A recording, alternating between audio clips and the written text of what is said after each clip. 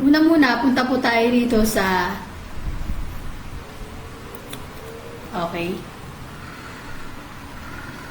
sa SSS calculator. Wait lang, hanapin natin. Ito, pension calculator. Para ma-estimate natin yung gagawin nating diskarte. Halimbawa, dito kasi nakalagay dito yung regular SSS at saka yung mandatory provident fund, tapos yung tinatawag na pension booster. Ayan. So, proceed na po tayo. Halimbawa po, ang edad niyo po ngayon ay 40 years old. Estimate mo natin, 40 years old po, 40. Tapos, ang monthly salary income nyo ngayon ay 50,000. Halimbawa, 50,000 na lang po, no? Tapos, gusto mo magkaroon ng pension na 100,000. Type natin 100,000 balang araw. Pag nag-60 ka na. 60 kasi ang retirement age, di ba? So, click natin yung calculate. Ayan, calculate. Dito malalaman natin kung magkano magiging hulog natin. Ayan, dito na, ayan. May estimated pension. So, kung 40 ka ngayon, possible na mag-pension ka 2046 ng taon. Pag sinumilan mo ngayon magbulog. So, ang regular SSS mo na contribution ay 3,000. Tingin po kayo dito sa kanan, 3,000. Mandatory provident fund mo, 2,250. So, total nitong dalawa, pag pinagsama, 5,250. Yan yung maximum na SSS na hinuhulog natin ngayon, 5,250. Okay. Ang range niyan, pagka yan lang po ang hulog nyo, magiging pension nyo dyan, 19,000 plus. Kumpitin natin, 9,300 plus 6,680 per equal to, wait lang. Hindi pala. So, kasi siya, maaga ka nag-pension. So, magiging pension mo rito kapag 60 ka na, mababa pa lang pala. 15,984. Ayan. Pero kung naglagay ka ng pension booster, naghulog ka, bukod po sa hulog yun na 5,250, nagdagdag ka pa ng 28,285 for the total of the contribution mo, 33,535 kasi age mo 40 na, di ba? Nagabol ka na, edad mo 40 na. 40 ka pala nag-start maghulog. So, 60 ka sa loob ng taon ng 2046. So, 33,535 ang magiging hulog mo. Ang magiging pension mo niyan for 15 years ay 100,000. Tingnan natin yung summary information para maliwanag. Ayan. Ito maliwanag dito. Summary information, yan. Total pension mo na magiging contribution mo niyan, dahil 20 years ka lang naghulog, dahil age of 40 nga, 8,048,400. Tapos magiging total pension mo lahat at makukuha mo after 15 years na pension kasama, kasi may pension booster ka, ay magiging 18,139,995 kasi magiging 100,000 yung monthly mo. Ayan po siya. Ayan. Basis of computation. Computation rate for mandatory programs is 15%. Contribution amount is fixed with no payment gaps until earliest retirement age at least age of 60. Additional benefit allowance of 1,000 per month and 13-month pensions under the regular SSS program are included. Pension for the regular SSS program is for life. For pension booster programs, return on investment o ROI rate is 6%. Management fee rate is 1% per annum. Pension period is fixed at 15%. So, hanggang 15 years lang pala itong pension booster na to na 100,000. So, babalik siya sa normal na pension mo. Kasi, kumbaga, nagdagdag ka lang eh. Okay. For 15 years natin mapapain na by 100,000.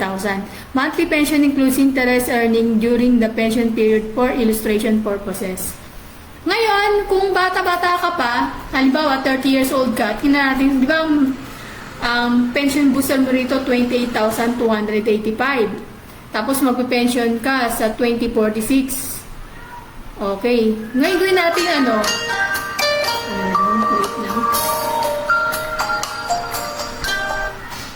Ngayon, gawin natin, kunwari 30 ka pa lang ngayon, 30, pabatayin natin, 30 years old.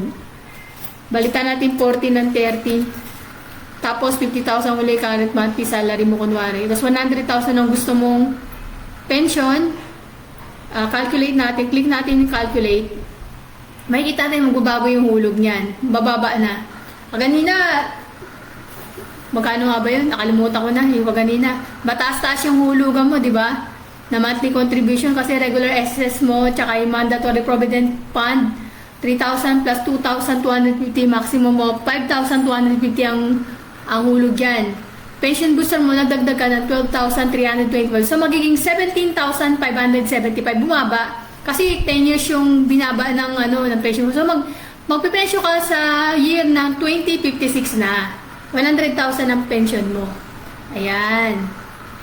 So, medyo malaki rin pala yung magiging regular SSS mo.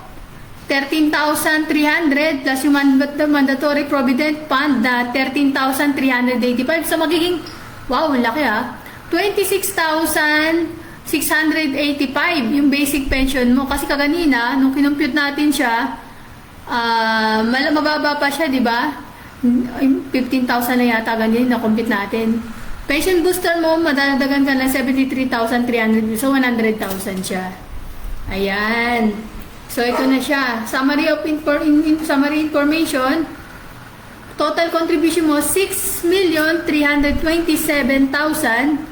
Number of contribution years, 30 years na. Ang magiging total pension mo niyan, 18,199,838. Number of pension years mo for pension booster, 15 years na. So, ganun siya, 100,000 mo, magiging 15 years yan. Tapos yung magiging regular pension mo rito, 13,300 regular SS, tas mandatory provident fund na 13,385. So, malaki-laki talaga yung makukuha nyo ditong pension. Halimbawa na, pabatayin natin, halimbawa 20 pa na, nag-uulog ka na ng pension, ng SS mo.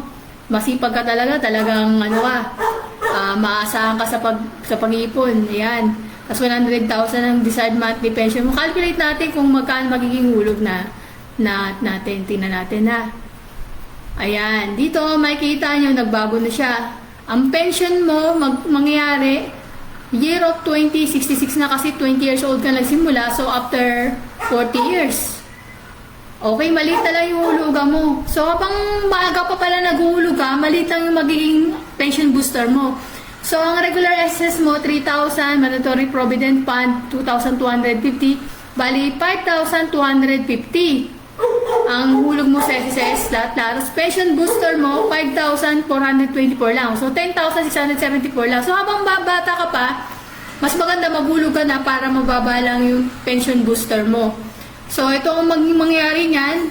Regular SSS mo, magiging 17,300. Malaki pala, no? Mandatory Provident Fund, 24,247. Tapos, pension booster mo, additional, 58,453 for 15 years. So, mangyayari yan, 100,000 ka for 15 years. Tapos, back to normal ka na regular SSS mo na 17,300 na regular SSS at saka mandatory provident fund na 24,247. Yan ang diskarte niya para 100,000 yung magiging pension nyo. So, ito yung mangyari niyan. Total contribution mo, 5,123,520. Pero, number of contribution years mo, 40 years. Total pension mo matatanggap, 18,259,506 for the number of years of pension na 15 years. So, ang laki pala na kinikita ng SS natin, no, kapag ka naguhulog tayo. Magkano lang binayad mo? O kung 20 years old ka, nagbayad ka na ng ganyang kalaki.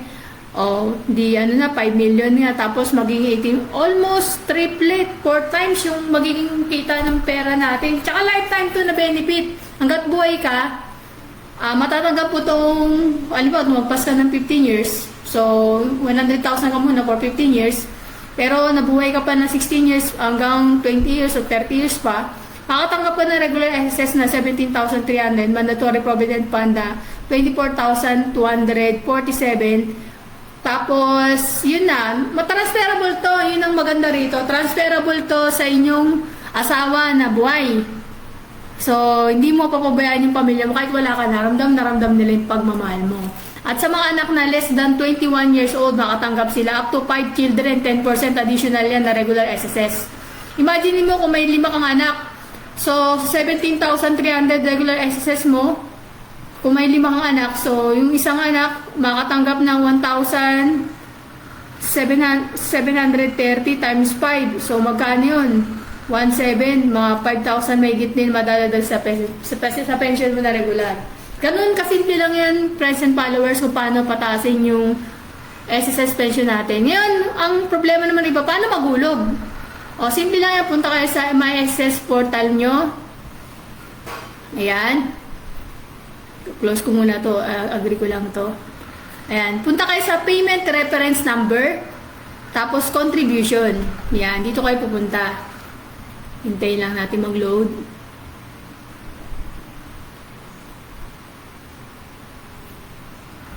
Ba't ang tagal? Oops.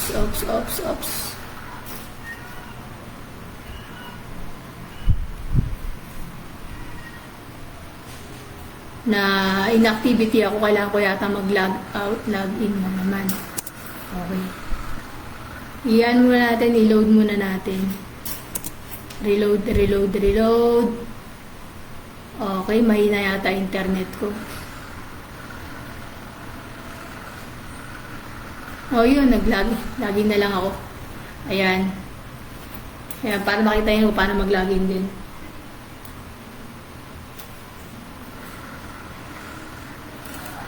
Ayan, tapos dalawa kasi security ko rito, magpapasa ng time-based password kaya hindi ako tsaka yung PIN.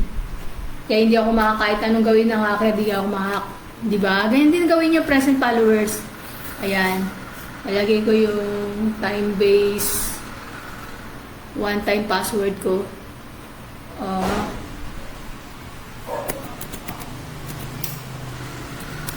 Ayan. So yan, nandito na tayo sa aking account. Dahil ako'y pensionado, mapapansin dito sa services, pag pumunta ako sa pension booster, pensionado na kasi ako, hindi ako pwede, sayang. Kung alam ko lang na ito, hindi na ako nag-file ng pension. Ayan, SSS members not eligible to enroll in voluntary pension booster. Sa iba ko na lang yan, tutulong yun, yung pension booster na yan. Kasi hindi na ako qualified dito kasi may final claim na ako in the regular SSS program. Pero paano magbayad? Dito yan sa payment reference lang for the sake of mode demo, sabihin ko na sa inyo, contribution, punta kayo sa contribution. Payment reference number, then contribution. Ayan, PRN na tayo. Halimbawa, nandiyan na kayo. Halimbawa, voluntary kasi ako. So, ganyan. Halimbawa, period na February 2026, nagbayad ako up to February 2026. Monthly ka magbabayad. Ayan. So, ang gagawin ko, select premium. May nakalagay pension booster only. Select premium. Dito muna ako sa contribution. Contribution muna kayo. Magbayad muna kayo ng contribution. Ayan, pinaka-maximum na contribution, 5 to 50. Ayan. Ayan. Tapos, ang gagawin nyo lang, generate PRN. Unable to generate PRN kasi may final claim na ako. Yun nga lang. Pero ganyan, ganyan lang gagawin. Ganyan makikita yung generate PRN. Tapos may nakalagay dyan, nasusunod dyan step na payment. Pwedeng GCash, TrueBank, online, ganyan-ganyan. Maraming paraan ng pagbabayad. Para for the sake of demo, kaya pinupin ko itong aking pension, excess ko na nagpe-pension na ako. Para makita nyo lang.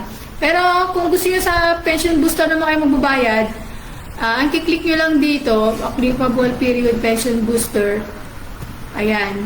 Select premium pension booster. Dito nyo ilalagay sa pension booster amount. Siyempre, dito kayo pupunta muna sa retirement SSS calculator.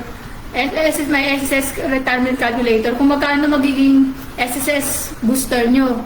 So, kung ilang taong kayo, dito nyo ilalagay kung anong edad nyo o nung current monthly income nyo, salary. Tapos kung magkano ang halaga na gusto nyo na pension. Halimbawa, sa kapatid ko si Mel. Sabi ni Mel, ano na raw siya ngayon, 34 years old na siya. Palagay ko na, halimbawa, gawin ko na siyang 40, halimbawa 40 siya kunwari. Tapos 50,000 kunwari yung monthly salary, income salary niya. Tapos 100,000. Calculate natin. Sa age of 40, ang pension booster dapat niya, di ba alam mo yung nagbayad na halimbawa tayo ng regular SSS na 5,250, maximum na kanina. Ang pension booster dapat na ilalagay mo rito ay 28,285. 28,285. Ayan. So, dito natin ilalagay yun doon. 28,200. Ito ang pension booster nyo. So, para may idea na kung paano mag-compute ang pension booster amount. Ayan. Pwede yung dagdagan yan. Pwede yung gusto lang bababaan para ma-sure goal na pagdating nyo ng age of 60, 100,000 talaga yung ano nyo. Tsaka dapat tuloy-tuloy na nahulugan. Tapos generate PIN. Siyempre, PRN pala, PRN. Pero hindi ako pwede makwalify sa generate PRN kasi meron na akong ano eh. Pwede ba? Oo. Kasi meron na akong